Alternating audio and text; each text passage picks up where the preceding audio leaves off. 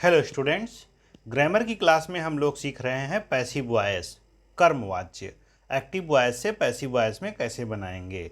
मैं सत्यप्रकाश शुक्ल आप सभी का अपने यूट्यूब चैनल एजुकेशन हाईवे पे स्वागत करता हूं। पैसिव वॉइस बनाते समय जो इम्पोर्टेंट रूल्स हैं वो ये हैं कि एक्टिव से पैसिव उन्हीं वाक्यों का बनता है जिन वाक्यों में ट्रांजिटिव वर्ब का प्रयोग हुआ हो, सकर्मक क्रिया का प्रयोग हुआ हो। रूल नंबर 2 ये कहता है कि पैसिव वॉइस में बदलते समय एक्टिव वॉइस का सब्जेक्ट जो है वो पैसिव वॉइस के में ऑब्जेक्ट के स्थान पे चला जाएगा और उसके पहले हम बाई का प्रयोग करेंगे या अन्य प्रीपोजिशन का प्रयोग करेंगे। एक्टिव वॉइस के वाक्य के ऑब्जेक्ट को पैसिव वॉइस में सब्जेक्ट के स्थान पे लिखा जाता है, सब्जेक्ट बना लिया जाता है। और रूल नंबर 4 ये कहता है कि अगर दो ऑब्जेक्ट हैं, जैसे एक सजीव ऑब्जेक्ट है और दूसरा निर्जीव ऑब्जेक्ट है, तो दोनों में से किसी एक ऑब्जेक्ट की सहायता से आप पैसिव बना सकते हैं और दूसरे ऑब्जेक्ट को वहीं रहने दिया जाता है। अब आइए टेंस के अकॉर्डिंग अगला रूल पढ़ते हैं। अच्छा, इसी रूल्स में ये कहा गया है कि अगर verb to be, is, am, are, was, were किसी भी हेल्पिंग वर्ब का प्रयोग हुआ है तो उसके साथ वर्ब की थर्ड फॉर्म आएगी। तो हमने क्या सीखा कि पैसिव केवल ट्रांजिटिव वर्ब वाले वाक्यों का बनता है, पैसिव करते समय वर्ब की थर्ड फॉर्म का ही प्रयोग होता है आदि। अब आते हैं टेंस। टेंस में आज का जो टेंस है पैसिव वॉइस जिसका हम सीखेंगे वो है past indefinite tense. Past indefinite का एक्टिव वॉइस हम लोग सीख चुके हैं। टेंस जब हम लोग पढ़ रहे थे तो एक्टिव वॉइस पढ़ाया गया है। अगर आपने एक्टिव वॉइस अभी नहीं पढ़ा यानी कि पास्ट इंडेफिनिट टेंस का अनुवाद करना नहीं सीखा है तो इससे पहले आपको वो क्लास ज़रूर पढ़नी चाहिए, तब ये अच्छे समझ में आएगा। रूल ये कहता है कि सिंपल पास्ट के पैसिव वॉइस में वाज या वेयर का प्रयोग करते हैं। वैसे पास्ट टेंस में एक्टिव वॉइस का अगर अनुवाद करते हैं तो वर्ब की सेकंड फॉर्म आती है, पर यहाँ पर वाज, वेयर और वर्ब की थर्ड फॉर्म का प्रयोग करते हैं। यदि वाक्य प्रश्नवाचक है तो वाज और वर कर्ता के अनुसार सबसे पहले प्रयोग किया जाएगा।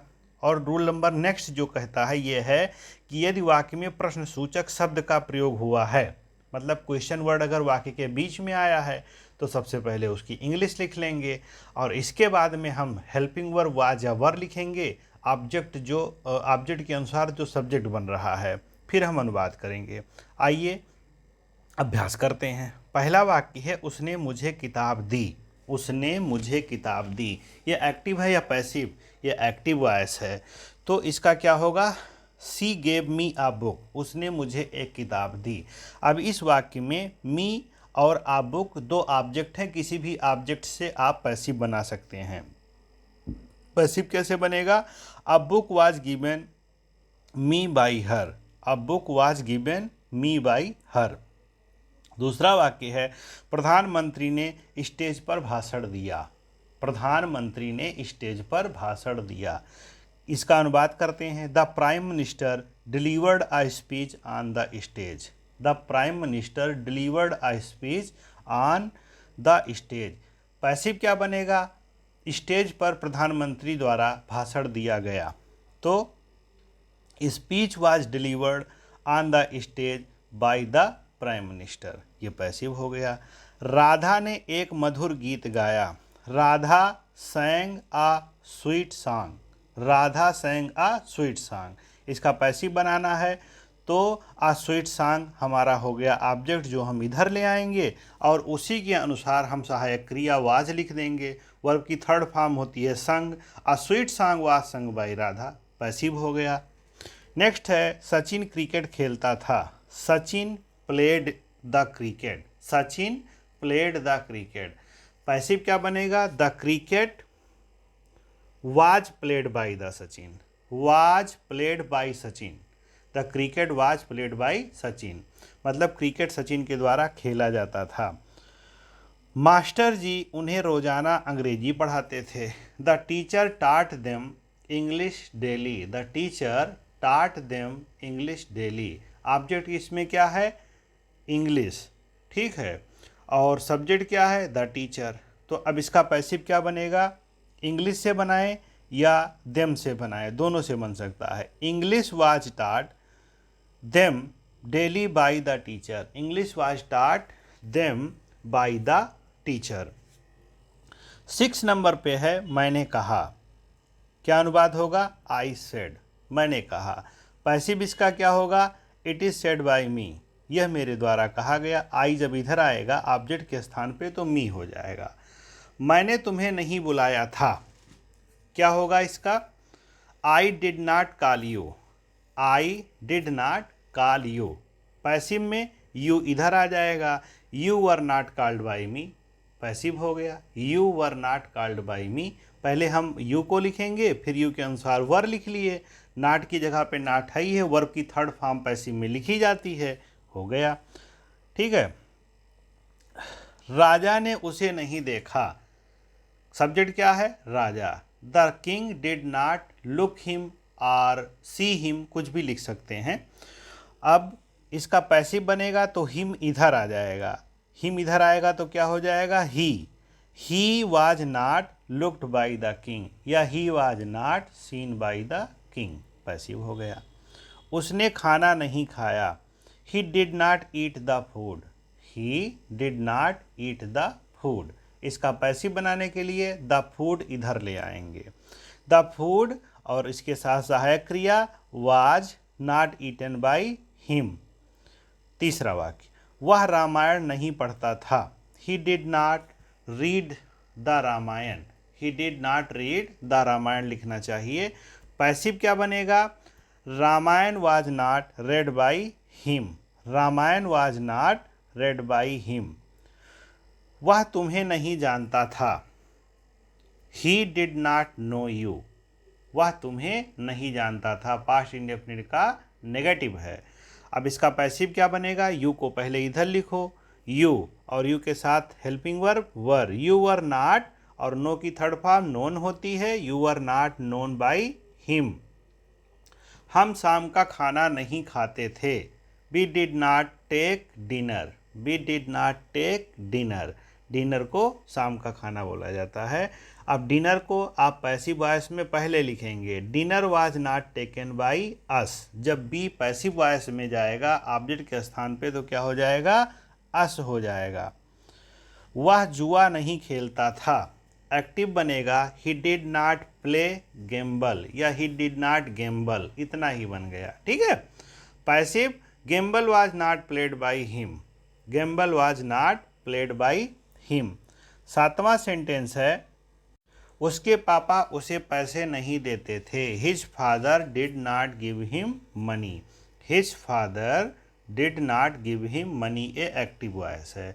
पैसिव क्या बनेगा? हिम को हम इधर ले आएंगे तो हो जाएगा ही और ही के साथ सहायक क्रिया क्या लिखेंगे? वाज, ही वाज, नॉट की जगह पे नॉट, गिव की third form given, he was not given money और बाई हिज फादर, अपने पिता के द्वारा। अब इंट्रोगेटिव देख लेते हैं, क्या वह स्टेज पर गाना गाती थी? तो सबसे पहले हम इसका अनुवाद करेंगे, did she sing song on the stage, did she sing a song on the stage या sing song on the stage. Passive क्या बनेगा? सॉन्ग हम इधर लिखेंगे तो डिड के स्थान पे इंट्रोगेटिव में क्या लिखा जाएगा? वाज। वाज क्यों लिखा जाएगा? क्योंकि सॉन्ग सिंगुलर होता माना गया है। वाज सॉन्ग संग by her on the stage, was song संग by her on the stage. उसने अखबार क्यों नहीं पढ़ा? ही व्हाई, सबसे पहले क्या लिखेंगे? Why did he not read the news paper, why did he not read the news paper. Passive क्या बनेगा? न्यूज़पेपर सबसे पहले लिखेंगे और न्यूज़पेपर लिखने से पहले हम क्वेश्चन वर्ड लिखेंगे। Why was the newspaper, why was the newspaper not read by him, why was the newspaper not read by him. आप फुटबॉल क्यों खेलते थे? Active, why did you play the football, आप फुटबॉल क्यों खेलते थे? Why did you play the football. Passive कैसे बनेगा? द फुटबॉल पहले लिखेंगे। ठीक है। Why was the football played by you, why was the football played by you, मतलब तुम्हारे द्वारा फुटबॉल क्यों खेला जाता था? दरवाज़ा किसने खटखटाया? Who knocked the door, who knocked the door, ये एक्टिव है। पैसिव बनाने के लिए हु जब आता है तो हु को हुम लिखा जाता है और उसके पहले बाई लिखा जाता है। By whom was the door knocked, by whom was the door knocked. Next, वह क्या वह चंदन लगाते थे? Did they use sandal, sandal means क्या होता है? चंदन। Did they use sandal, passive बनेगा was the sandal used by them, was the sandal used by them. Next, क्या वह गायों को पानी देता था? Did he give water to the cows, did he give water to the cause, passive बनेगा were the cows given water by him, were the cows given water by him, क्या उसके द्वारा गायों को पानी दिया जाता था? वह गरीब छात्र को क्यों पढ़ाता था? वह गरीब छात्र को क्यों पढ़ाता था? Why did he teach the poor students? Why did he teach the poor students? Passive क्या बनेगा? गरीब छात्र उसके द्वारा क्यों पढ़ाए जाते थे? Were the poor students taught by him? Were the poor students? Why were the poor students taught by him? गरीब छात्र उसके द्वारा क्यों पढ़ाए जाते थे? तो ये रहा आपका पास्ट इंडेफिनिट का पैसिव वॉइस। इसका आप अभ्यास करिए, इससे सीखिए, उदाहरण और नियम के अनुसार सीखिए, फिर बहुत सारे वाक्यों को बनाइए, फिर आपको पैसिव वॉइस आ जाएगा। अगर आपने एक्टिव वॉइस और पैसिव सीख लिया तो आप इंग्लिश पर विजय प्राप्त कर लिए, समझ लीजिए, फिर कठिन नहीं रह जाता है। Thank you.